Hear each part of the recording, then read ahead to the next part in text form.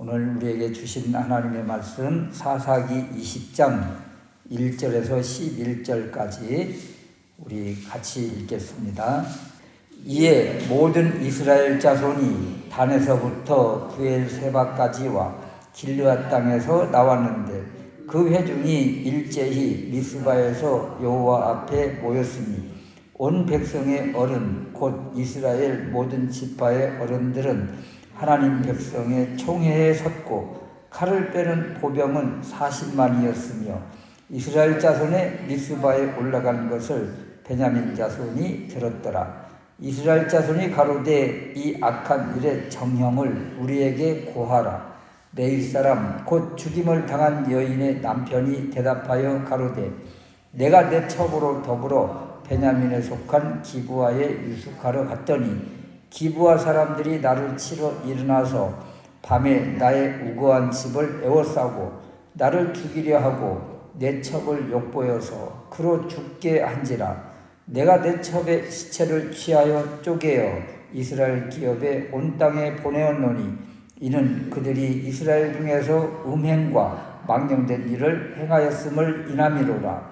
이스라엘 자손들아 너희가 다 여기 있은즉 너희의 의견과 방책을 낼지니라. 모든 백성이 일제히 일어나며 가로되 우리가 하나라도 자기 장막으로 돌아가지 아니하며 하나라도 자기 집으로 들어가지 아니하고 우리가 기브아 사람에게 이렇게 행하리니 곧 채를 뽑아서 그들을 치되 우리가 이스라엘 모든 지파 중에 100에 10, 1000에 100, 만에 1000을 취하고 그 백성을 위하여 양식을 예비하고 그들로 베냐민의 기브아에 가서 그 무리의 이스라엘 중에서 망령된 일을 행한 대로 징계하게 하리라 하니라. 이와 같이 이스라엘 모든 사람이 하나같이 합심하여 그 성읍을 치려고 모였더라. 아멘.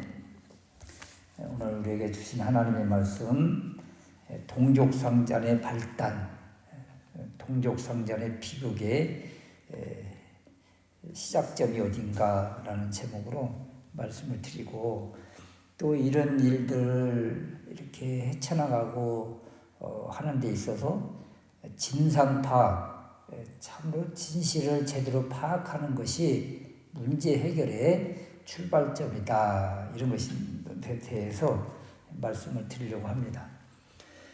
제가 초등학교 때 같은데 그때 부락 마을마다 그 사회치 이런 활동을 이렇게 많이 했었는데 그때 청년들 활동 가운데 우리 동네에서 이제 한 청년이 그 사회치 그 회원 안으로 들어가지 못하고 이렇게 변방에서 있다가 어느 날 막 칼을 며칠 동안 집에서 갈고 그래가지고 동네 사회치 그 회원들 있는 그 가정에 가서 이렇게 칼부림을 하는 사건이 한 번 있었어요.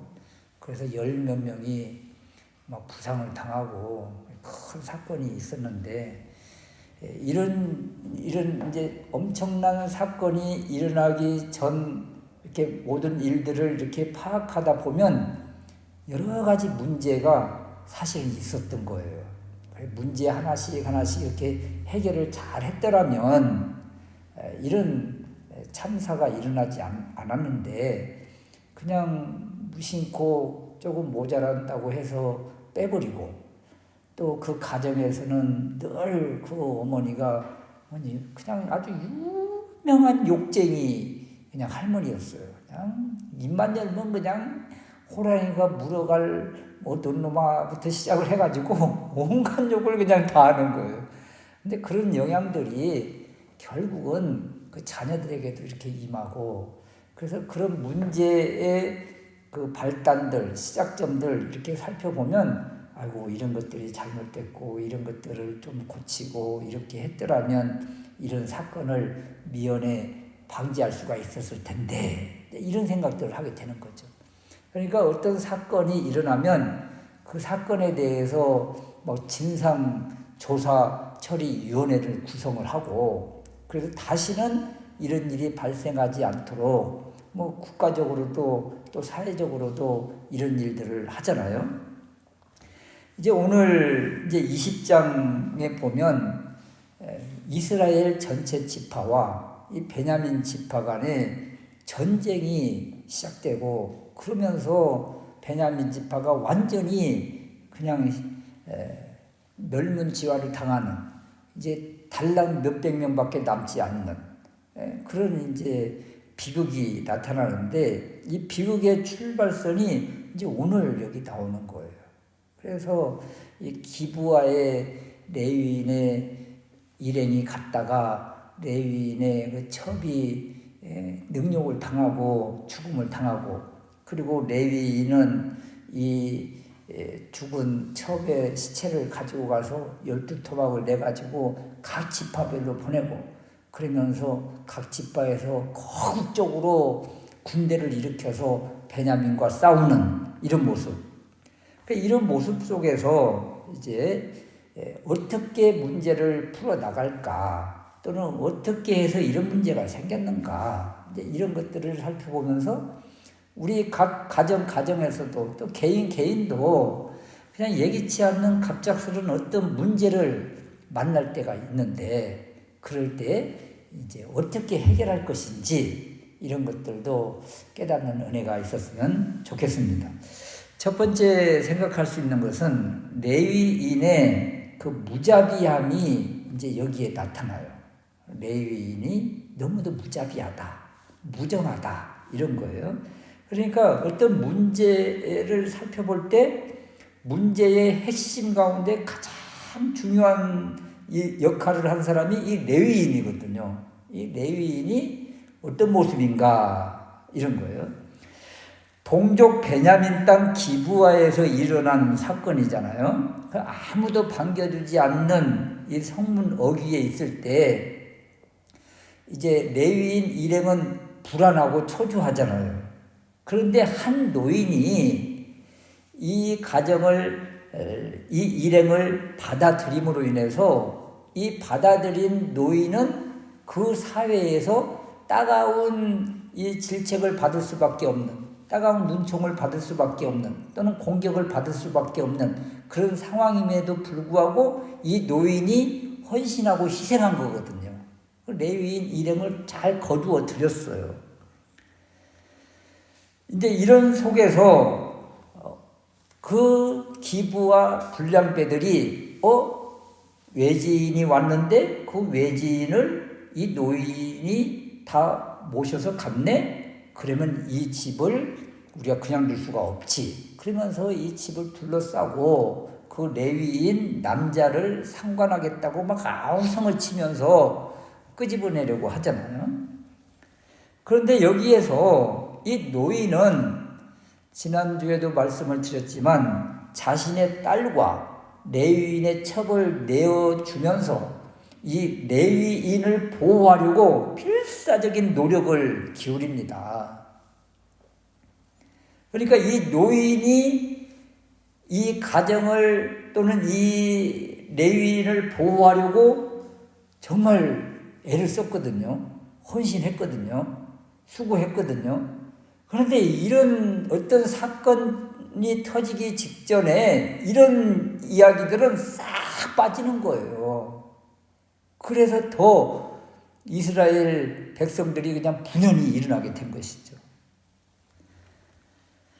그리고 어떻게 이 레위인의 첩이 그 불량배들에게 넘어갔는가, 이 모습을 보면 19장 25절 말씀에 19장 25절을 보면 무리가 듣지 아니하므로 그 사람이 자기 첩을 무리에게로 붙들어냈다. 그래서 그들이 그에게 행음하여 밤새도록 욕보이다가 새벽 미명에 놓은지라. 이 19장 25절 이 말씀을 개역개정은 그 사람이 자기 첩을 붙잡아 그들에게 밖으로 끌어내줬다, 이렇게 번역을 해주고 있거든요.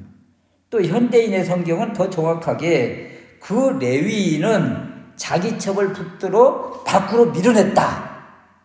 그러니까 이 레위인의 첩이 불량배들에게 끌려가서 그날 밤새도록 능욕을 당하고 결국 죽음을 당했잖아요. 그런데 이 여인을 밀어낸 사람이 누군가? 레위인이에요. 레위인. 이 레위인이 자기 첩을 밖으로 밀어내는 거예요. 그러니까 얼마나 이 레위인이 무정한 사람입니까? 또 무자비한 사람입니까? 지난주에도 말씀을 드렸지만 자기가 오히려 희생을 당해야지, 다른 사람을 보호하고 자기가 십자가를 지야지, 그런 마음을 가져야 되는데 그런 마음은 하나도 없고 자기의 첩을 그 아우성치는 불량배들에게 밀어내는 사람이 바로 이 레위인 당사자예요. 그리고 그날 밤새도록 고통을 당하고 새벽 동틀 때에 노인의 집 문지방까지 이 여인이 왔어요. 그냥 간신히 기어서 어떻게 와서 이 문지방 위에다가 손을 탁 얹고 그렇다 보니까 이제 죽어 있는 것인데, 사실 이 레위인이 첩을 내보내고 그날 밤새도록 뭘 해야 돼요? 걱정하고 그냥 안절부절 못하고, 그리고 이제나 오려나 저제나 오려나 그런 마음을 가져야 되지 않겠어요? 그런 모습이 없이 그냥 편안히 단잠을 자는 듯한 그런 이미지가 있다니까요. 그리고 이튿날 일어나서 그냥 문지방 딱 열고 보니까 자기의 첩이 누워있는 거예요. 그냥 잠자는 것처럼, 잠자는 사람 깨우듯이 야 일어나 가자, 그냥 이런 식으로 지금 성경이 묘사가 되고 있는 거예요. 19장 28절에 그러잖아요. 일어나 가자 그러잖아요. 이 모습 속에 이 레위인이 이 첩에 대한 안타까움, 염려, 근심, 걱정 이런 마음이 하나도 없어요. 그 누워있고 설령 잠자는 것 같을지라도 가서 그냥 뭐 이렇게 하는 그런 부추기는 이런 모습이 하나도 보이지 않는다는 거예요. 그리고 이어진 행동이 뭐예요? 보니까 죽어 있더라. 그래서 그 시체를 이제 자기 고향 집으로 가서 해서는 안 될 행동, 19장 29절에 칼을 취하여 첩의 시체를 붙들어 찌고 12덩이를 나누고, 그리고 각 지파로 보내면서 세상에 이런 사건이 있었다고 지금 공론화시키고 고소장을 제출하는 이러한 모습입니다. 이 레위인이 자신의 할 일을 제대로 감당하지를 못하고 있는 거예요. 설령 이미 사건이 다 저질렀다고 쳐요. 자신이 첩을 밀어내고 그리고 그 날밤 죽음을 당하고 비참한 이 참상 앞에 애통하고 그래야 될 레위인의 모습이잖아요. 그러면 이 레위인이 할 일이 무엇이어야 했는가 하면 그날 광장으로 가야죠. 광장에 가서 부르짖어야죠. 그리고 소리치고 외쳐야죠. 세상에 어떻게 하나님의 백성들이, 이스라엘 사람들이 이런 무정한 일, 무자비한 일을 할 수가 있겠느냐고. 그 성문에서 그 백성들을 향해서 피를 토하듯이 외쳐야죠. 알지 못하고 깨닫지 못하고 짐승처럼 살고 있는, 소돔처럼 살고 있는 그들을 향해서 쓴소리를 막 쏟아부어야죠. 누가 그들을 교육시켜야 돼요? 그 잘못하고 있는 그들에게 누가 매를 들어야 돼요? 레위인이 해야 되는 겁니다. 율법을 알고 규례를 알고 있는 그들이, 그 사람이 그 소돔처럼 짐승처럼 살고 있는 그 기부와 사람들을 향해서 그냥 소리를 외쳐야죠. 그러면 그 안에서 이제 존경받는 일꾼들이 나올 거예요. 그래서 그 지역을 다스리고 불량배들을 어떻게든 또 죄를 묻게 하고, 그런 일은 하나도 하지도 않고 이 시체를 가지고 가서 12토막 내가지고 지금 이스라엘 백성들을 지금 분연히 일어나게 하고 큰 대형 사건으로 지금 끄집어내고 있잖아요, 지금.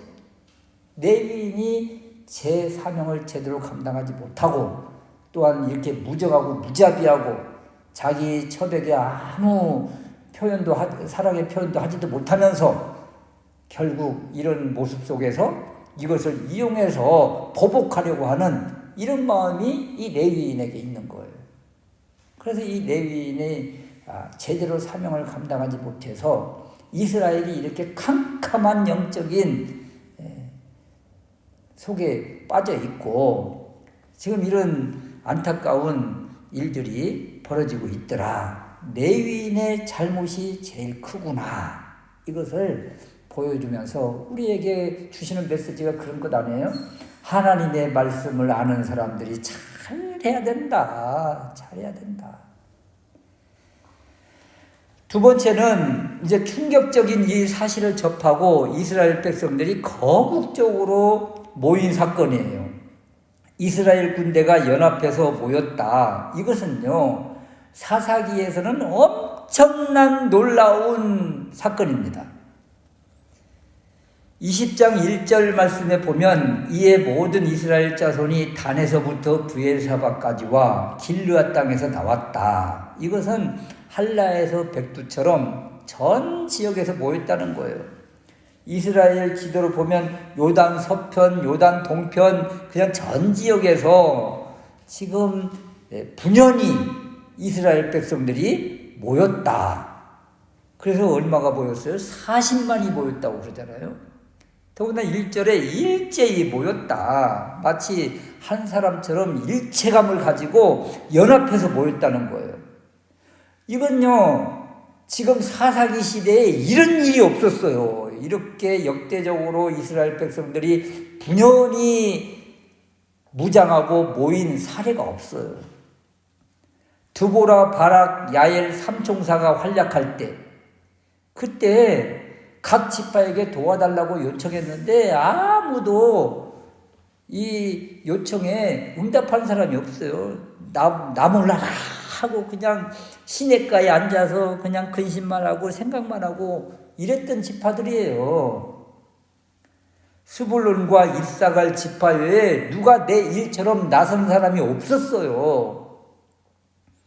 기드온 시대도 마찬가지고 입다 시대도 마찬가지고 삼손 시대는 더해요. 오히려 이스라엘 백성, 특별히 유다 지파가 사사인 삼손을 그냥 묶어가지고 블레셋 사람들에게 넘겨주잖아요. 블레셋 군대와 이 무장하고 싸워야 될 이스라엘 백성들이 오히려 자기 용사를 묶어서 갖다 바치는 이런 세상이었어요. 그러니까 사사기 시대 그러면 연합하지 못하고 각 지파별로 뿔뿔이 다 흩어졌고 자기 지파만 편하고 안전하면 괜찮은 그런 시대가 사사기 시대입니다. 그래서 공격당한 지파들만 그냥 투골동살동 살았던 시대에 이런 시대가 사사기 시대인데 어떻게 지금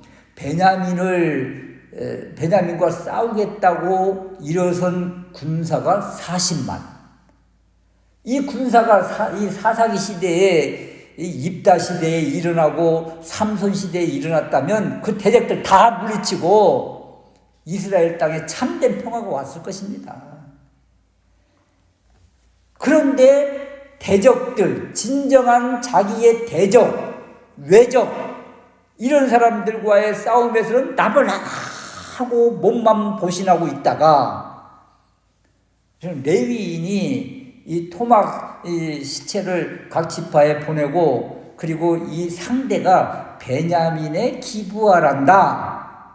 이 말을 듣고는 다 지금 불처럼 일어난 거잖아요. 이제 지금 싸워야 될 대적이 누구예요? 베냐민 지파. 아이고 12지파 중에서도 가장 작은 지파.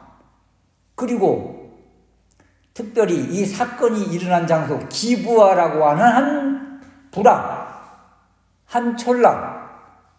그러니까 여기와 싸운다고 보면 그까짓 건 아무것도 아니지 그냥 우리 한 번에 가서 싹 쓸어버립시다 하는 그런 자신감이 생기는 그런 싸움이죠.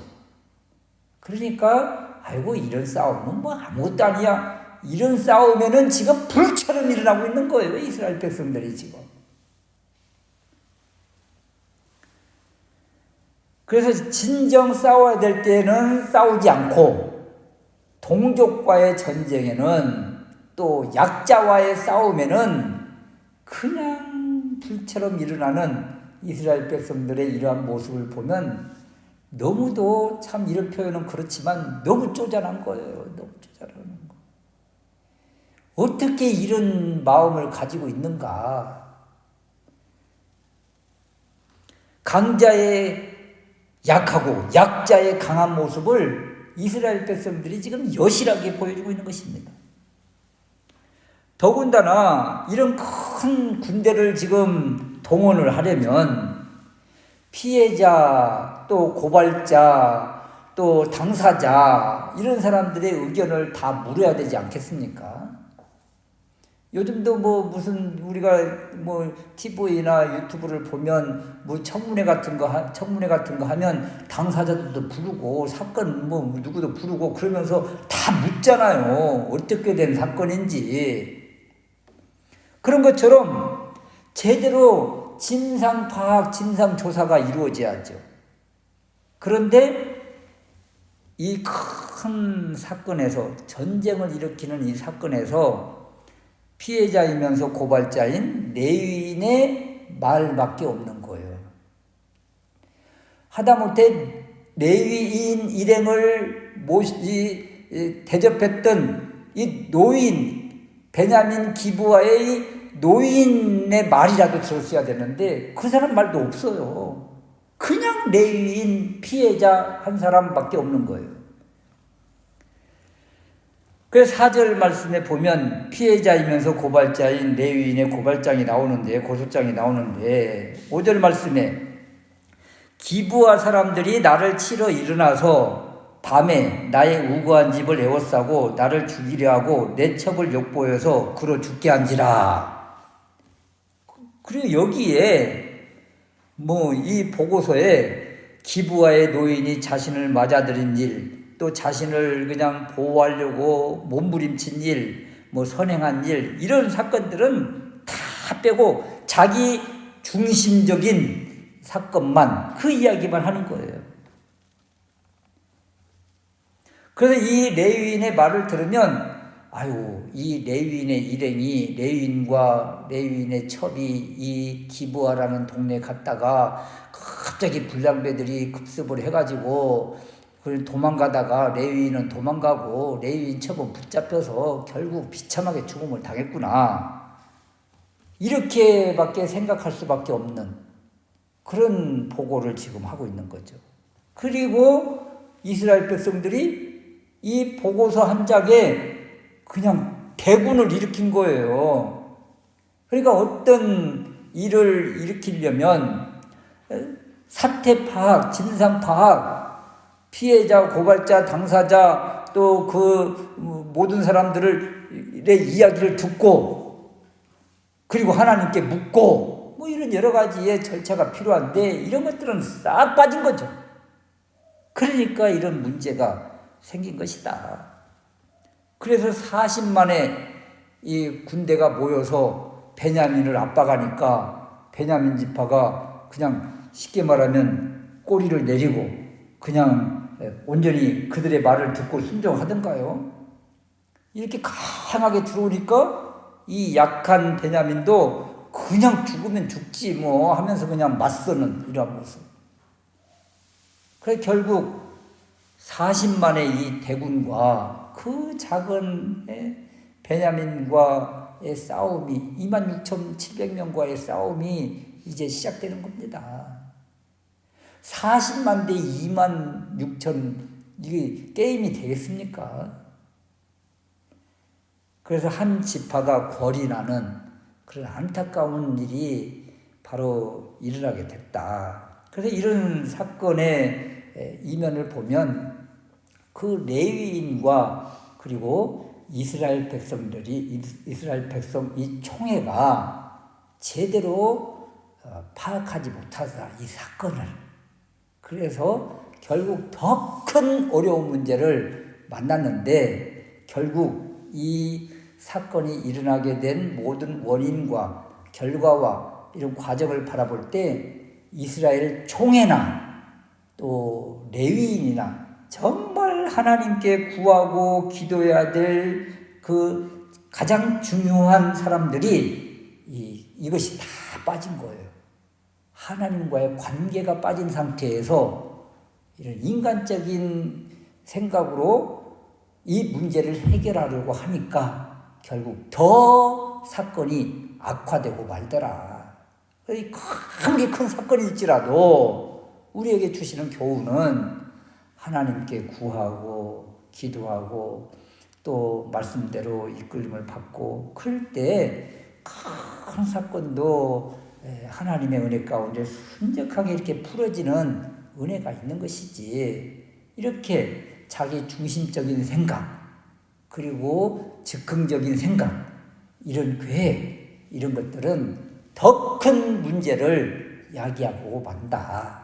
우리에게 주시는 메시지가 크잖아요. 어떤 일을 만났든 무슨 사건을 만났든 한 발자국 더 뒤로 물러나서 하나님의 뜻을 먼저 깨닫고 또 하나님께 구하고 또 하나님의 은혜를 바라고 그러면서 이 문제를 해결해야지, 그냥 내 성질대로 또 내가 당한 그 피해자 그것만 가지고는 아무 문제도 해결되지 않는다.